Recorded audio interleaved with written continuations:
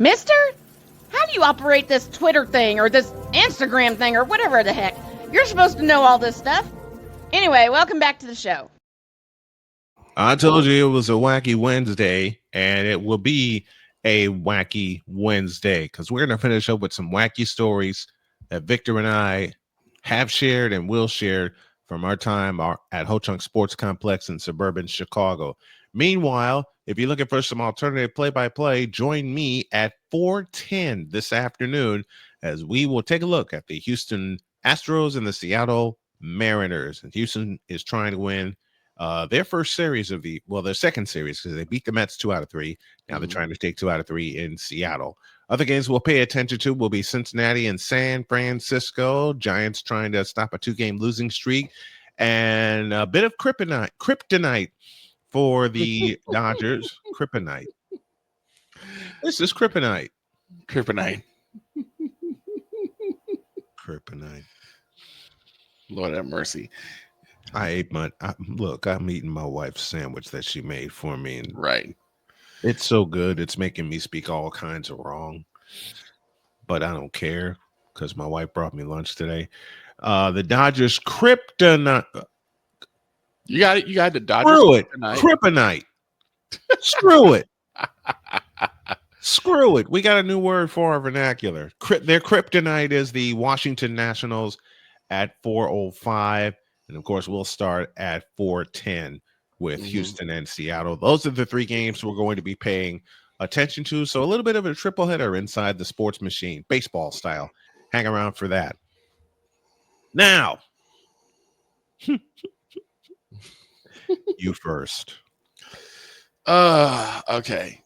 So there are times where the parents can just get a tad bit unruly. Totally. Whenever they're playing the game.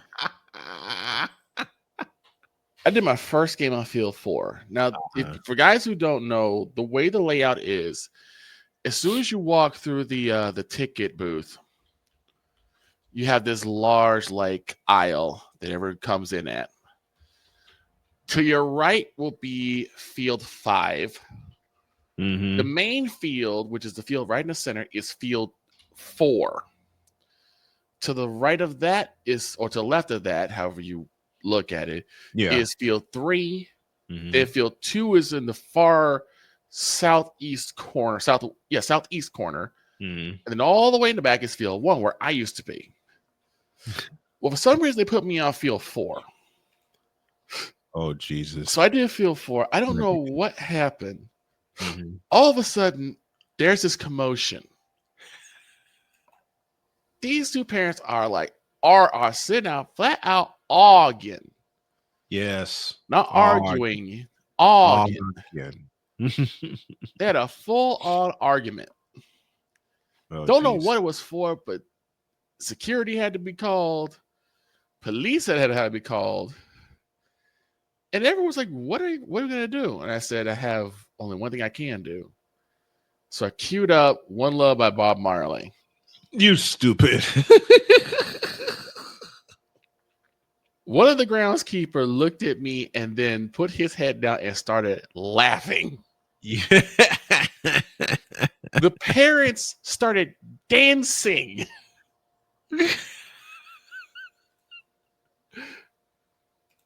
And then one umpire said, all right.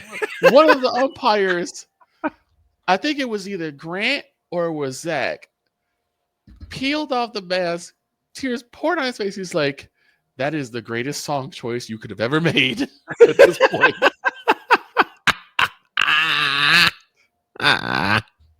What was I supposed to do?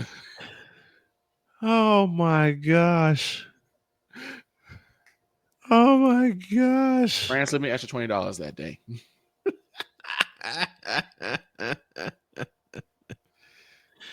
Okay. I said I would share this story, and now I'm going to. And sick, you're right. Music makes the world go around. Yes, it does. Speaking of music, this is before I got modern in playing my music off a computer. Yep. It was the beginning of the Kaba World Tournament. And I had my computer. I unhooked my computer. I brought all my wires that I use for said computer. And I had my laptop with me. My laptop, my monitor. Excuse me. I had my computer monitor with me. And I said, okay, this I can do. Right. So, and I didn't have a laptop at the time. So I brought my computer with monitor, set everything up, only to realize the monitor had a big fat spider crack in it. Yep. I'm looking at Victor and he's looking at me. And we're both going, now what? What are we going to do? Because this was 30 minutes prior to first pitch. And there was a specific rule at Kaba. And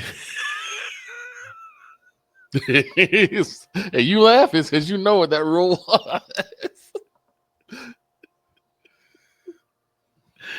Every game had to begin with the home team's national anthem. Both national anthems. Both of them, yeah. Now, I'm going to tell you right now, between Snow and I, we can't carry a tune with both hands in a wheelbarrow. No. So, asking either of us to sing is a bad idea. I said, what do I do here? I don't have a monitor. I don't have my CDs. I don't have my CD player. And I'm cussing all kinds of up and down till Gary T. White walked by me and said, what the bleep did you just say? And I'll lose it.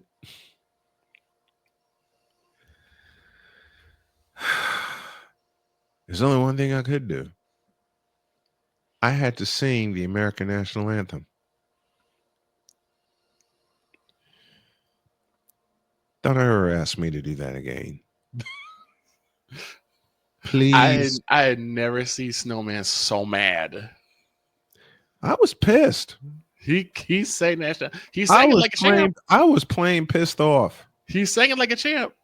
But he was like, don't you ever.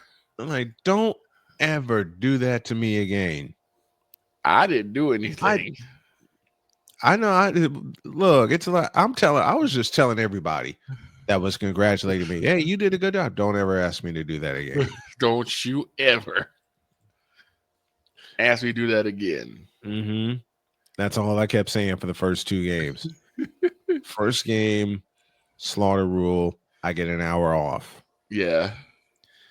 I went inside the bar, not the concession stand, the bar.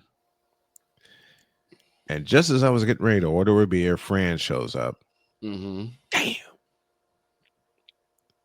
And I turned to storm out, and Fran says, you got to wait until after dark.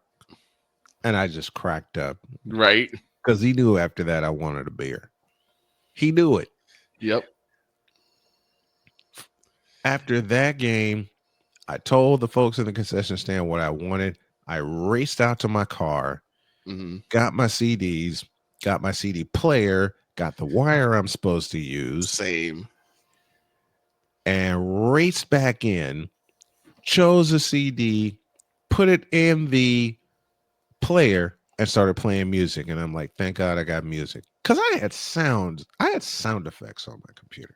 Right.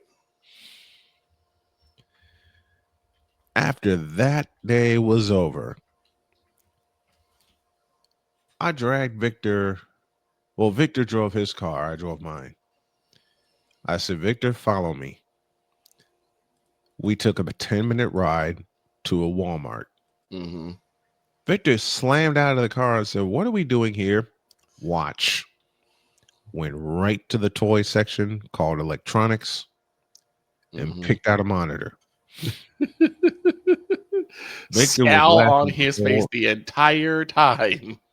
Because all he could think about was how he had to sing the national anthem. He was so mad. Oh, man. Was I ever. I didn't have to sing the national anthem for the remainder of the tournament, thank God. But there's a side note to this. Oh, yeah. There's a side note to this. had to play each country's national anthem of the two teams you were playing. Dig that. Mm-hmm. Wanted to show some class. Dig that. But a national anthem should not last 4 freaking minutes. Yeah. Because Snowman knew more Spanish than me. That's why I was following the Spanish teams. So he had to call all Team Puerto Rico's games. Oh, boy. They showed me some love, though. I'll give them that. Oh, they did. They show everyone love. Mm-hmm. It reminds me of the time. This is not a Ho Chunk story as much as a Clubber story. Yeah. Because one of my first assignments Clubber. doing public address for baseball was with the Chicago Clubbers. Yep. I believe the guy's name was Mark, who started. Yep. Yes. He decided he wanted to do. Hit with Gucci hit a slam. Mm-hmm.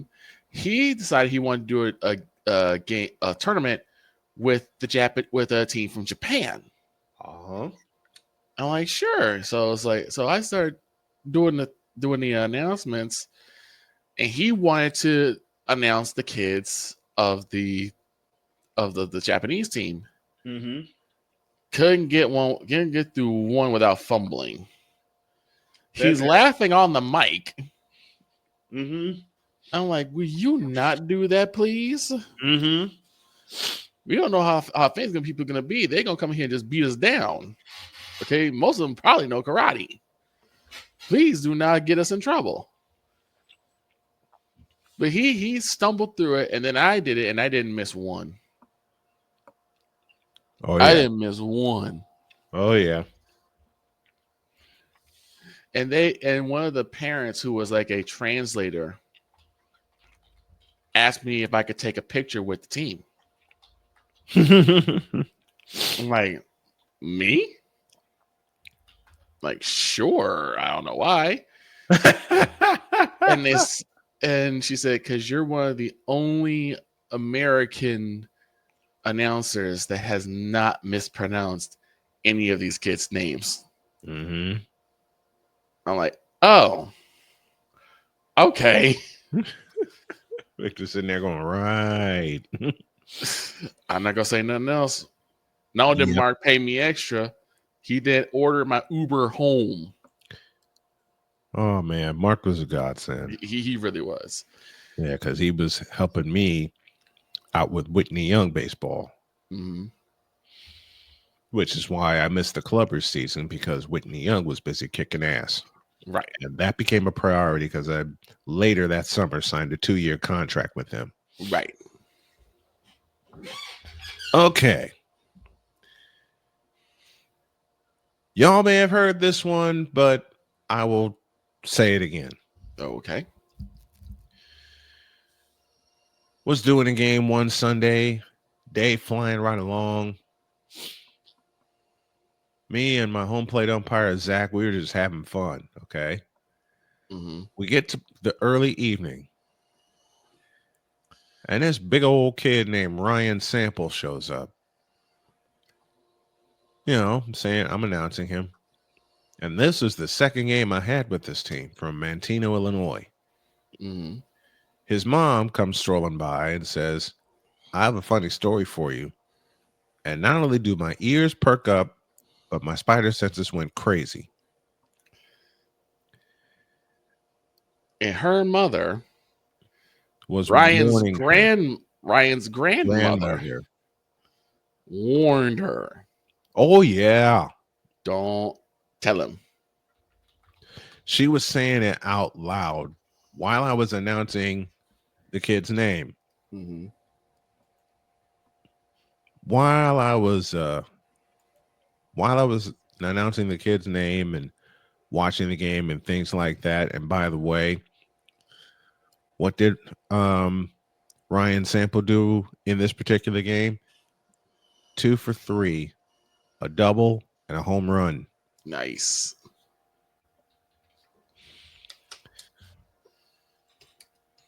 Her mother said, don't do it. Don't do it. He'll run with it. Because I've had some nicknames for the kids already. Mm-hmm.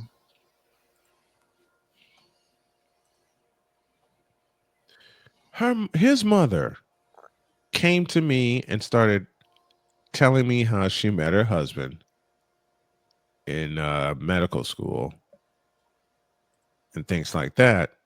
And I'm thinking, okay, this sounds innocent. Where's the punchline? Uh-huh.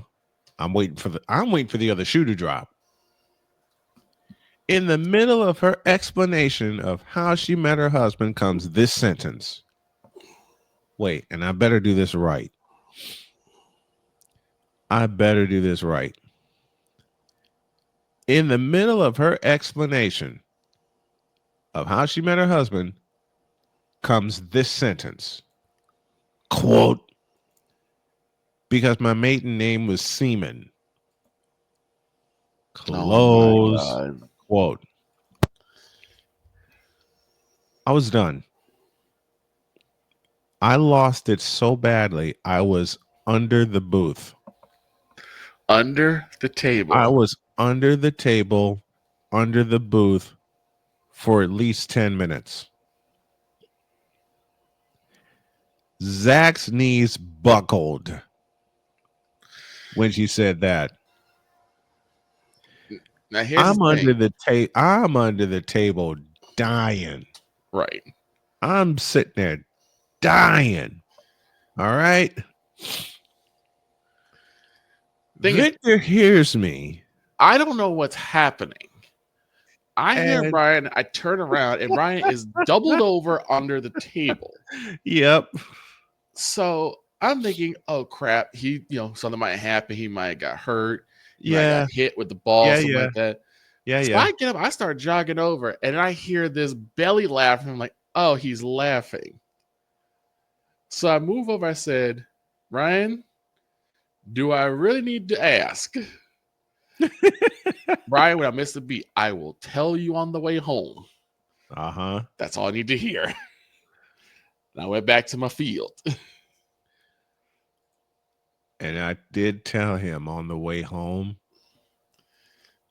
And I laughed. I don't think Victor spoke to me for an hour. I laughed so hard I thought I was going to throw up. I laughed so doggone hard. I was sure Victor was going to double over and throw up. I did. I thought Victor had it. Yeah. And whatever he ate was going to come out. Yep. But he realized how hard I was laughing. And now I had to do the same thing. Yep. We had this little hilarious back and forth because since there was no netting above the backstop, mm-hmm. the ball was free to sail over the backstop, and it will go into the more popular areas. So we always yelled heads up whenever a foul ball was hit. Mm-hmm. So we were like, heads up, and it would fall. Mm-hmm. Well, Snowman started to get cute.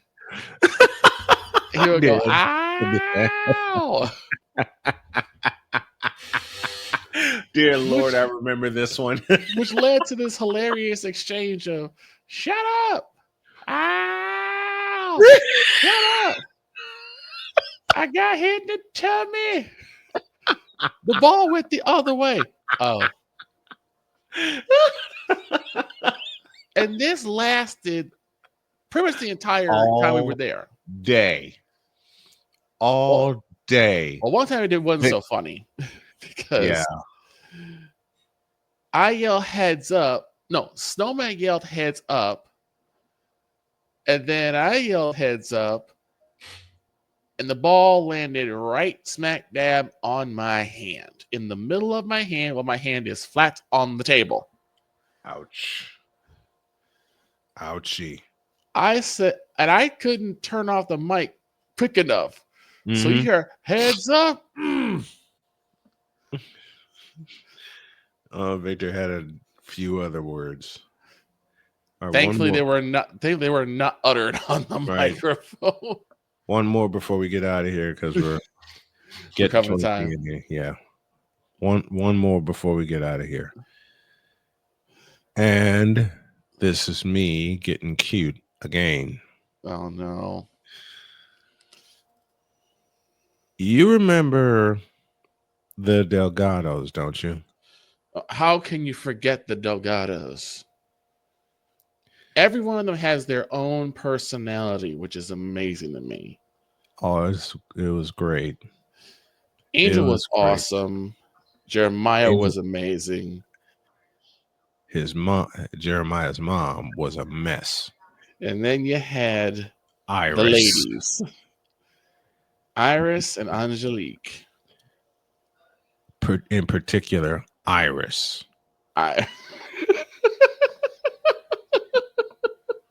The first time I met her, I must have said or done something to piss her off.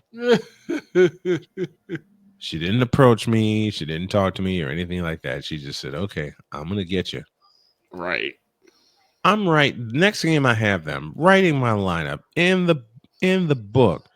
Iris just comes over, looks at the scorecard, looks at the lineup, and whispers, "You missed a name," and walked off. No, I didn't. I checked it. I double checked it. I triple checked it. Coach came over. He says, "Yes, that's the lineup. Don't believe what she says."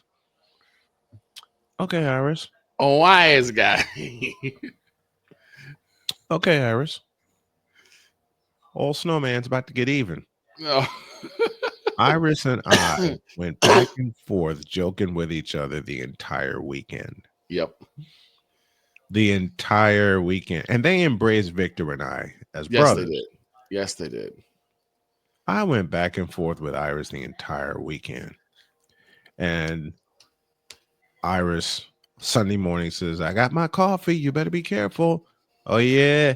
I got 2 Coca-Colas with me, so you better be careful." "You better be careful. You better be careful." Oh, no. One of the groundskeepers, "Are you actually fighting with her?" Of course not. No. She's probably going to be over here. She's probably going to be over here in the booth at first pitch. Sure enough,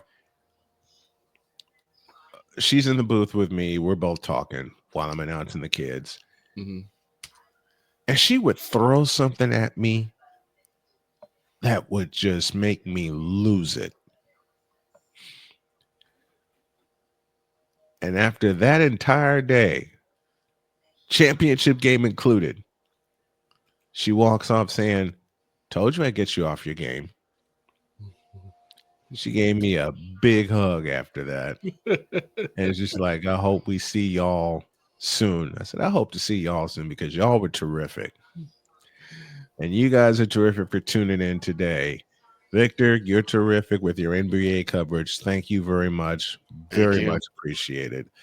And to the dog and to Droid, we miss you. Take care of yourselves. We hope you come back soon. Have a great day. God bless. Remember to make your next move your best move. And always remember, if your dreams don't scare you, then they're just simply not big enough. Dream big, do bigger. We are, and we hope y'all are too. So long, everybody.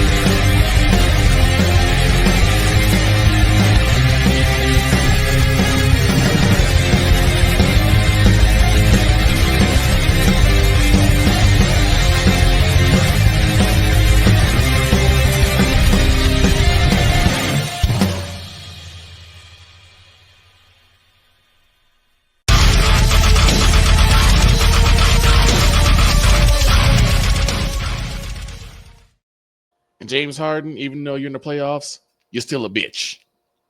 We'll see y'all tomorrow. Dear Dallas Mavericks, kick the Lakers' ass. Please. See you tomorrow.